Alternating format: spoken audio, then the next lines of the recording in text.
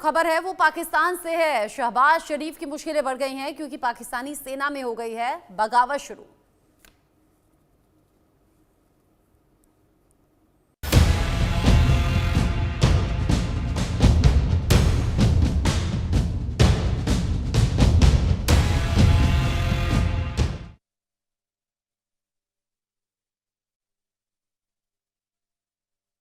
आसिम मुनीर को लेकर जंग के हालात दिखाई दे रहे हैं। कंगाल पाकिस्तान की सेना में बगावत की दस्तक अब सुनाई दे रही है, जो कि शहबाज शरीफ और उनकी कुर्सी के लिए ठीक नहीं है। ये खतरे की घंटी है।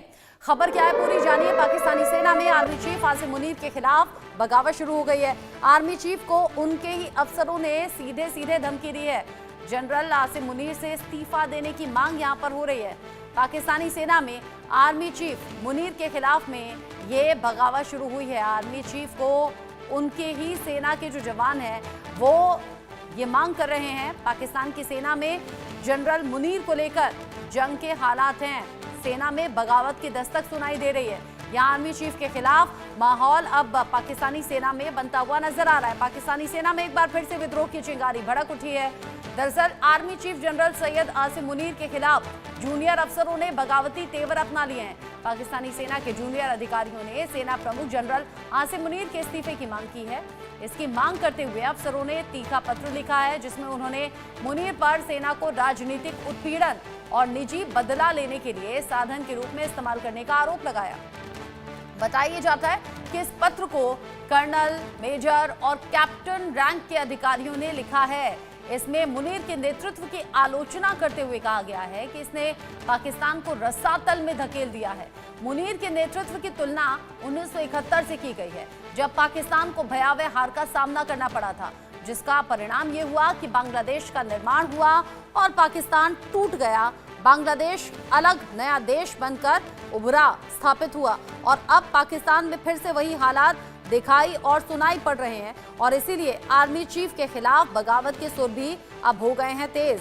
जिस तरीके से पाकिस्तान में हालात दिन ब दिन बिगड़े हैं, उसके बाद में आर्मी चीफ आसिम मुनीर के खिलाफ पाकिस्तान की सेना में ही अलग अलग रैंक के जो ऑफिसर्स हैं वो भड़के हैं। बगावत शुरू हो गई है और खत लिखा है सीधे कि इस्तीफा दीजिए।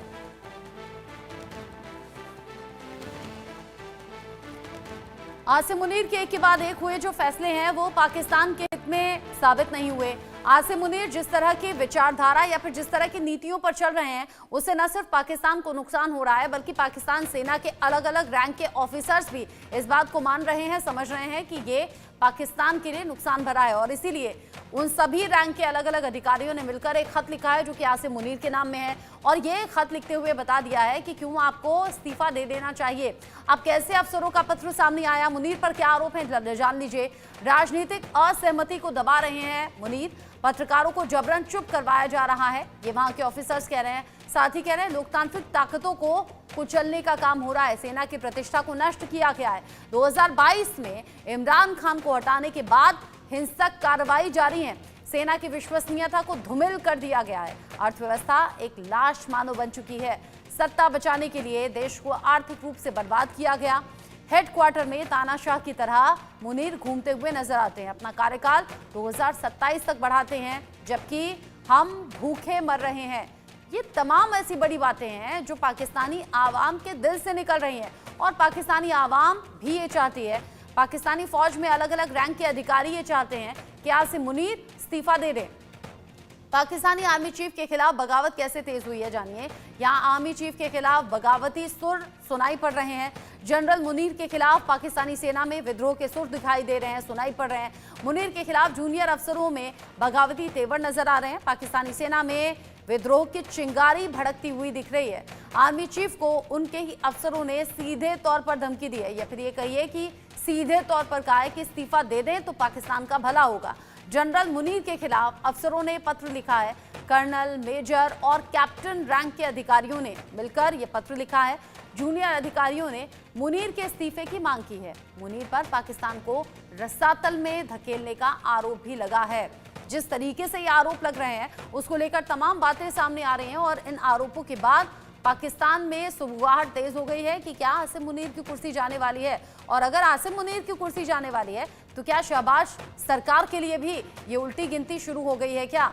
किस तरफ ये इंडिकेशंस हैं, क्या माहौल है, जानने समझने के लिए मेरे साथ में खास मेहमान जुड़ गए हैं। हुसैन जावेद जी मेरे साथ में जुड़े हुए हैं, पाकिस्तानी पत्रकार हैं। मेजर जनरल रिटायर्ड राजन कोचर मेरे साथ में जुड़े हुए हैं, डिफेंस एक्सपर्ट के तौर पर। आप दोनों का इंडिया न्यूज पर स्वागत। सबसे पहले हुसैन जावेद जी, ये क्या खत में क्या लिखा है और ये क्या खबर है? क्या वाकई आसिम मुनीर को लेकर बेचैनी पाकिस्तानी सेना में है और क्या ये नाराजगी पाकिस्तानी आवाम तक भी है? रचना जी, सबसे पहले आपका शुक्रिया कि आपने मुझे इनवाइट किया, और जो हमारे पैनलिस्ट हैं उनको भी सलाम। पहली बात तो ये कि मैंने आपकी सारा जो इंट्रो वो देखा, उसके पीछे जो आपने फुटेज चलाई मैंने वो भी देखी, और मैं ढूंढता ही रहा कि मुझे इस फुटेज के अंदर वो जो ऐसे जो बागी अफसर ये सिपाही है उनकी कोई फुटेज मिल जाए, उनका कोई नाम मिल जाए, मुझे पता चले ये कौन सी कोर से ताल्लुक रखते हैं, कहाँ पर है। ये जो खत की बात की जा रही है वो खत भी अगर यहाँ पे सामने आ जाए मेरे लिए ये चीज बहुत आसान हो जाती है, लेकिन ऐसा कुछ भी नहीं आया। मैंने तो आपकी वीडियोस में यही देखा कि आसिम मुनीर मुख्तलिफ बहाजों पे जा रहे हैं और जो जवान उनको देख के नारे मार रहे हैं। कहने से मुराद है कि कुछ भी ऐसा नहीं है, ऐसा कुछ भी नहीं है। मुझे नहीं पता कि इस तरह की बातें क्यों की जाती आप हैं, भी और मैं ये पत्रकार जानता है हूँ ना, कि ये आप भी टीवी में काम करते होंगे। जब इस तरह की स्टोरीज चलाई जाती हैं तो फाइल फुटेज चलाया जाता है, ये तो आपको भी पता होगा। और जब जब इस तरह के खत लिखे जाते हैं, ऑफिसर सामने आकर तो बताएंगे नहीं या फिर अपनी फुटेज तो बनवाएंगे नहीं। तो आप पत्रकार हैं, इस चीज को समझ सकते हैं।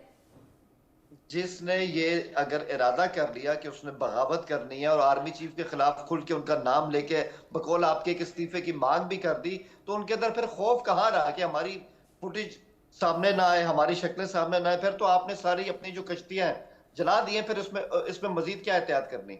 तो मैं वही कहूंगा कि ऐसा कुछ भी नहीं है हमारी आर्मी के अंदर। आर्मी का इस टाइम मोटिव एक ही है कि जो आतंकवाद है वो आपके इल्म में भी है, हमारे इल्म में भी है, उसको जड़ से उखाड़ना है। और मैं आपको बताऊं, ऐसी जो फुटेज होती है ना, ये ऐसी जो होती हैं खबरें होती हैं, बदकिस्मती से मैं ये बात करना नहीं चाह रहा था लेकिन अब मुझे करना होगी, कि ये ना इंडियन आर्मी के हवाले से आती हैं। जब बीएसएफ का एक जवान है, उसकी वीडियो आती है, ये देखे हमें किस तरह का खाना दिया जा रहा है, और बाद में उसको नौकरी से निकाल दिया जाता है। आपके इंडियन एक्सप्रेस जैसे इतना अच्छा अखबार है, उसमें बकायदा ये न्यूज है आज से 2 साल पहले की, आप इसको चेक भी कर सकते हैं कि हर साल 2 से 250 के बीच में जवान उनमें सुसाइड मुझे होती है। आपको याद दिलाना आपस पड़ेगा कि में पाकिस्तान में जो पाकिस्तानी यूट्यूबर्स हैं, जब वो खबरें दिखाते हैं तो रातों रात उन्हें गायब भी कर दिया जाता है। और ये खबर जो हमने अभी दिखाई, उसके इंट्रो में ये भी बातें थी कि वहाँ आवाम भूखी मर रही है, वहाँ जो पाकिस्तानी यूट्यूबर्स हैं उनकी आवाज़ दबाई जा रही है, मीडिया की आवाज़ दबाई जा रही है। तो मैं समझ सकती हूँ आपकी भी अपनी कुछ मजबूरियाँ होंगी। राजन कोचर जी, 1971 का वक्त याद कर रही है पाकिस्तानी सेना। हालांकि ये नहीं कि पूरी ही सेना, 2 धड़ों में बटी हुई नजर आ रही है, और जो आसिम मुनीर के खिलाफ है वो 1971 के वक्त को याद कर रहे हैं। क्या आपको लग रहा है 1971 का वक्त रिपीट होने वाला है? रचना जी, सबसे पहले मैं अपने पाकिस्तान से जो पैनलिस्ट है जावेद जी का इस्तेमाल करता हूँ कि वो इस प्रोग्राम में आए और अपने व्यूज़ रखें। अब हमको ये समझना पड़ेगा कि पाकिस्तान हमेशा डिनाइल मोड में क्यों चला जाता है। अब बलूचिस्तान के जो आपके हालात हैं, आपने उसमें देखा है कि किस तरीके से एक बेहतरीन रीजन है पाकिस्तान का, उसमें मिनरल्स हैं, रॉ मटेरियल्स हैं, वहाँ पे आपका सीपेक का भी एक प्रोजेक्ट चल रहे हैं।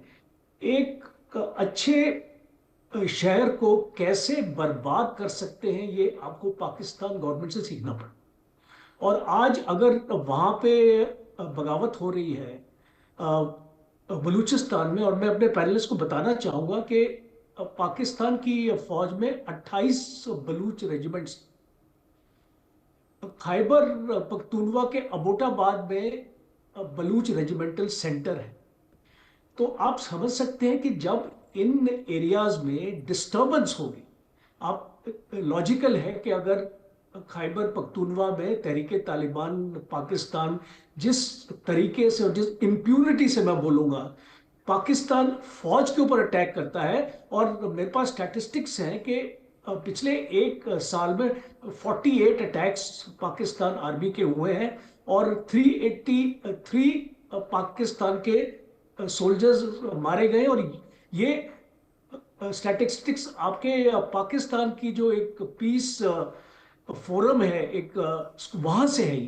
तो आप समझ सकते हैं कि पाकिस्तान के हालात जो इन एरियाज में हैं, और खास तौर पे जो बलूच रेजिमेंट्स हैं पाकिस्तान में, उनके जवानों पे, उनके ऑफिसर्स पे फर्क पड़ता है, क्योंकि उनके घर वहां पे हैं। अगर उनकी फैमिलीज अफेक्ट होंगी तो वो भी अफेक्ट होंगी। तो इसीलिए आपको उसको उस दायरे में अब लेके जाना चाहिए। और मैं इसको खास तौर पे रचना जी ने एक सवाल किया था कि 1971, अब 1971 का कंपैरिजन क्यों आ रहा है यहाँ पे, और उसकी एक्चुअली वजह है क्योंकि 1971 में brigadier Farooq Bakht Ali, colonel Aleem Afridi, lieutenant colonel Hussain, इस टाइप के जो ऑफिसर्स थे, 3 जनरल्स को अरेस्ट किया था। जनरल याया खान को रिजाइन इसको करना पड़ा, उनको मजबूरी से रिजाइन अपना करना पड़ा, और जुल्फिकार अली भुट्टो को उनका चार्ज इसको लेना पड़ा। तो आप समझ सकते हैं कि जो कंडीशंस आज बलूचिस्तान में है, हाँ।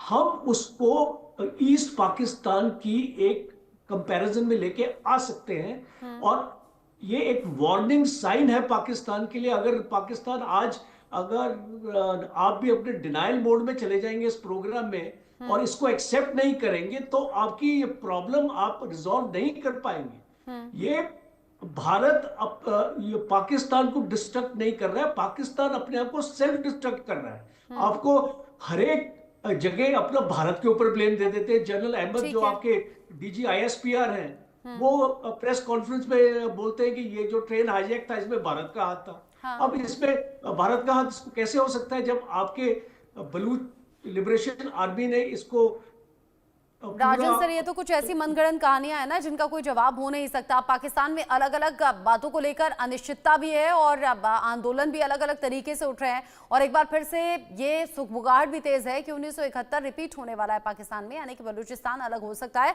और सेना के खिलाफ सेना के ही अधिकारी अब खुलकर बिगुल फूके हुए हैं।